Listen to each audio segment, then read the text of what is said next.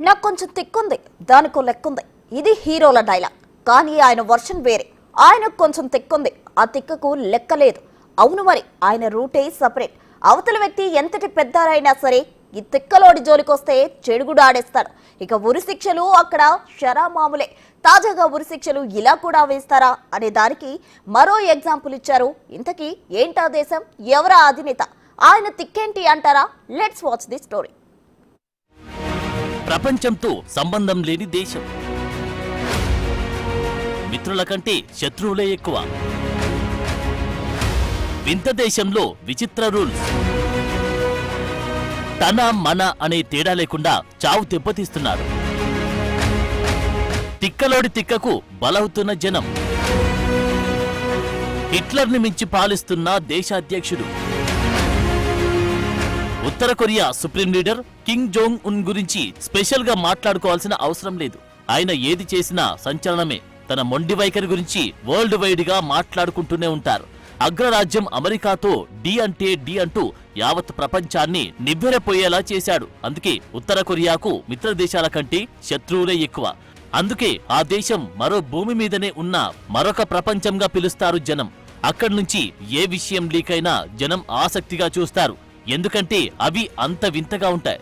తాజాగా ఆయన తీసుకున్న ఓ నిర్ణయం మరోసారి ఆయన మూర్ఖత్వానికి నిదర్శనంగా నిలిచింది. ఆ న్యూస్ ప్రపంచానికి ఒక్కసారిగా షాక్ ఇచ్చింది.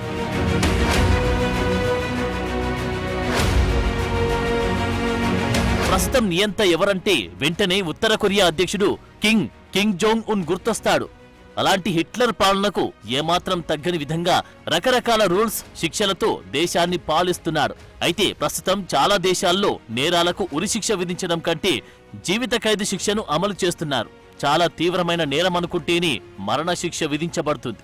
అదే సమయంలో చాలా దేశాల్లో మరణశిక్షను రద్దు చేశారు కూడా.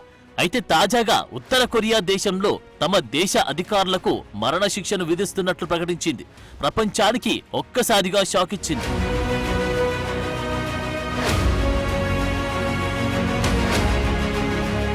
ఇది నార్త్ కొరియా. ఈ దేశం పేరు వినగానే అందరికీ ఒక్కసారిగా వణుకు పుడుతుంది. అక్కడ రూల్స్ అలాంటివి మరి. ఎందుకంటే అది మన భూమి మీదనే ఉన్న మరొక ప్రపంచం. అక్కడి ప్రజలకు కూడా ఈ ప్రపంచంతో ఎటువంటి సంబంధాలు ఉండవు. అంతర్జాతీయ వార్తలపై కూడా అవగాహన ఉండదు. కేవలం వారికి అక్కడి అధ్యక్షుడు కిమ్ జోంగ్ ఉన్, అతడి కుటుంబ సభ్యుల గురించి మాత్రమే తెలుసు. వాళ్లే వారికి దేవుళ్ళు. మరి అలాంటి రాజు రాజ్యాన్ని ఎలా పాలించాలి? ప్రజలను బిడ్డలా చూసుకోవాలి. కానీ కిమ్ అలా కాదు. తప్పు చేస్తే ఉరితీస్తాడు. అది సామాన్యులైనా, ఫ్యామిలీ మెంబర్స్ అయినా, ఇంకెవరైనా.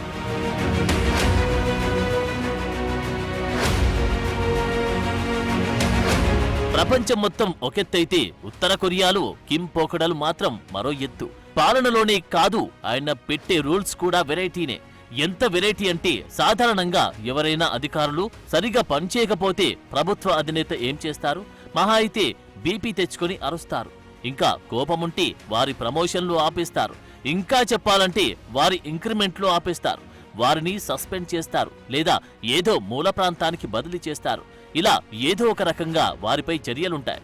ఇదంతా జరిగేది ప్రజాస్వామ్య దేశంలో. కానీ నియంతృత్వంలో మాత్రం అలాంటి వాటికి అసలు చోటు ఉండదు. నేరుగా ఉరి తీయడమే. ఉత్తర కొరియా నియంత పాలకుడు కిమ్ అదే పని చేశారు.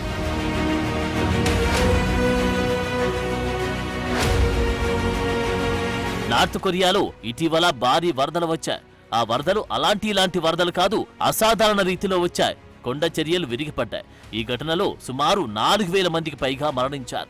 15,000 మంది నిరాశ్రయులయ్యారు. ఊర్లకు ఊర్లు నీట మునిగాయి. మొత్తంగా వరదల వల్ల ప్రాణ నష్టాన్ని నివారించడంలో అక్కడి ప్రభుత్వ అధికారులు విఫలమయ్యారు.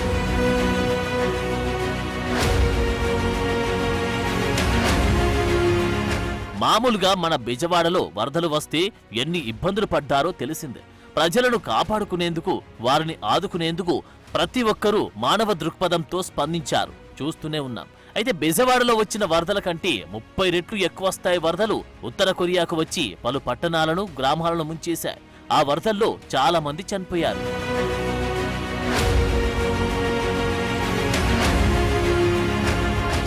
కిమ్ కూడా ప్రజలకు కష్టాలు వస్తే స్పందించాలని అనుకుంటున్నారు. అందుకే వరద బాధిత ప్రాంతాల్లో పడవ వేసుకుని మరీ పర్యటించారు. మరికొన్ని ప్రాంతాల్లో బురద నీటిలో నడుచుకుంటూ వెళ్లారు. వారి సాధక బాధలు చూసి మనోవేదనకు గురయ్యారు. కిమ్ కూడా చాలా బాధపడ్డారు.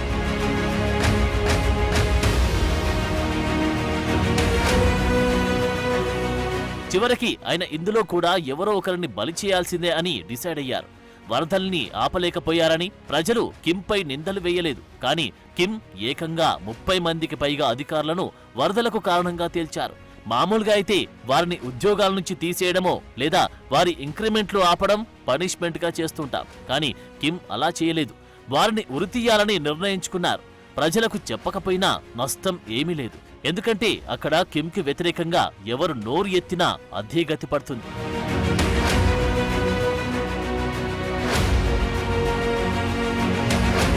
నిర్లక్ష్యంగా వ్యవహరించిన వారిపైన కఠినమైన చర్యలు తీసుకోవాలని ఉత్తర కొరియా అధికారులు వెల్లడించారు. ఏకంగా నేరుగా ఉరితీయబడ్డారు. అది కూడా ఒకరు కాదు, ఇద్దరు కాదు, 30 మంది అధికారులు ఉరి శిక్షను అనుభవించారు. మరణశిక్ష విధించిన అధికారుల వివరాలను కూడా అక్కడి మీడియా వెల్లడించలేదు. అయితే ఉత్తర కొరియాలో ఇలాంటి కఠినమైన రూల్స్ కొత్తవేమీ కాదు. చాలా సార్లు ఇలాంటి రూల్స్ అమలు చేశారు అక్కడి అధ్యక్షులు కిమ్. సొంత బాబాయినే వదల్లేదు ఆయన.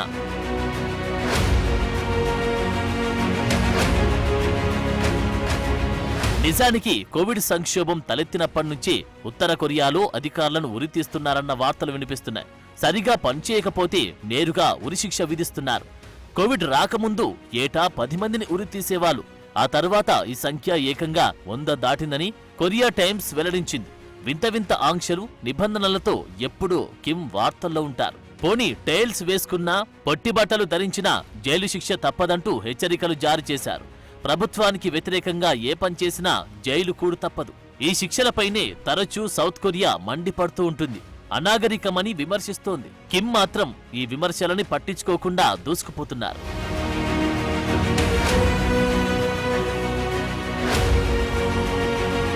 ఇక కిమ్ పైశాచికత్వం సాధారణంగా ఉండదనేది బహిరంగ రహస్యం. తనకు ఎదురొచ్చిన వారు ఎవరైనా సరే చంపడమే ఫిలాసఫీగా పెట్టుకున్న వ్యక్తి. ఇందుకు మంచి ఉదాహరణ తన తండ్రి మరణించిన తర్వాత ఉత్తర కొరియా బాధ్యతలు చేపట్టాలని కిమ్ బాబా జాంగ్ సంగ్ తైక్ భావించారు. ఆ ఆలోచన వచ్చినప్పుడే ఆ ఆలోచనతో పాటు ఆయన కూడా అత్యంత కిరాతకంగా అంతమొందించారట కిమ్. ఆ సమయంలో జాంగ్ సాంగ్ తైక్ వర్గం కిమ్ పై తీవ్ర వ్యాఖ్యలు చేసింది. అధికారం కోసం ఎంతవరకైనా దిగజారే వ్యక్తి కిమ్ అంటూ ఆగ్రహం వ్యక్తం చేశారు. అంతేకాదు కుక్క కంటే నీచంగా ప్రవర్తిస్తాడు అని వారు మండిపడ్డారు. ఇది ఇలా ఉంటే కొద్ది రోజులకు వారి కుటుంబాన్ని కూడా కిమ్ అంతమొందించారనే వార్తలు వచ్చాయి.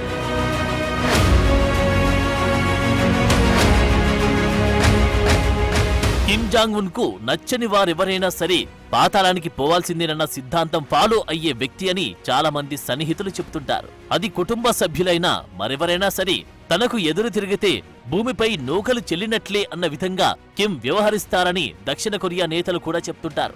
ఈ క్రమంలో గతంలో అవినీతి ఆరోపణల కారణంగా సొంత మామ జాంగ్ సంగ్ కి కూడా కిమ్ జాంగ్ మరణశిక్ష విధించారు.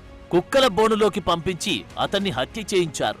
డ్రగ్స్, జూదం, మహిళలతో జల్సా వంటి ఆరోపణలతో అన్ని పదవుల నుంచి అతన్ని తొలగించారు. అక్కడి మీడియా కూడా జాంగ్ సంగ్ ను కుక్క కంటే అధ్వానమైన వాడిగా అభివర్ణించింది.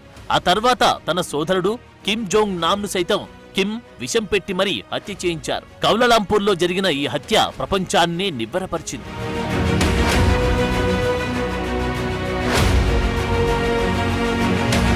ఇలా ఒక్కటేమిటి, చివరికి ప్రత్యర్థి దేశం ప్రోగ్రామ్స్ చూసిన కిమ్ కి కోపమే. దక్షిణ కొరియా డ్రామా సిరీస్ లను చూసినందుకు 30 మంది టీనేజర్లకు ఉత్తర కొరియా ఉరిశిక్ష అమలు చేసిందని దక్షిణ కొరియా మీడియా పేర్కొంది. దక్షిణ కొరియాను తమ ప్రధాన శత్రువుగా ఉత్తర కొరియా కిమ్ జోంగ్ ఉన్ ఈ ఏడాది ప్రారంభంలో ప్రకటించింది. దక్షిణ కొరియా టీవీ కార్యక్రమాలు సహా అన్ని వినోద ప్రసారాలను ఉత్తర కొరియా నిషేధించింది. పెన్ డ్రైవ్ల ద్వారా ఆ కార్యక్రమాలు ఉత్తర కొరియాలోకి వస్తుంటాయి. అయితే నిషేధించిన ఆ కార్యక్రమాలను చూసినందుకే 30 మంది టీనేజర్లను ఉత్తర కొరియా ఉరితీసిందని దక్షిణ కొరియా మీడియా పేర్కొంది.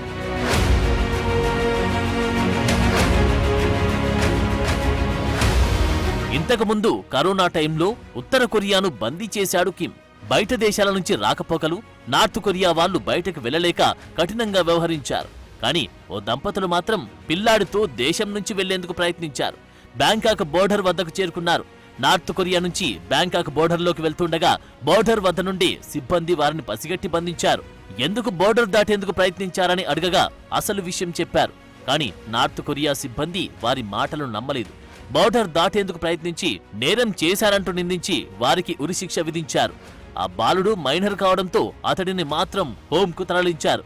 ఇలా ఏ తప్పు చేయని వారిని ఉరితీసిన నార్త్ కొరియా విమర్శలను ఎదుర్కొంటుంది. పాపం ఆ దంపతులు ఏ తప్పు చేయకపోయినా తనువు చాలించారు. ఇలా బయటకు రాని ఎన్నో ఘటనలున్నాయి.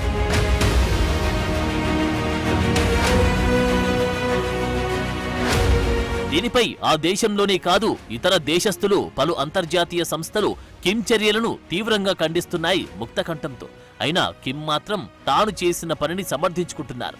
ఇలా చేస్తే భవిష్యత్తులో ఏ అధికారి అయినా నిర్లక్ష్యంతో పనిచేసే ఆలోచన మానుకుంటారని, దేశం కోసం, దేశ ప్రజల కోసం పనిచేస్తారని కిమ్ చెబుతున్నారు. ఇది మాత్రం దుర్మార్గమైన చర్యగా ప్రజలు అభివర్ణిస్తున్నారు.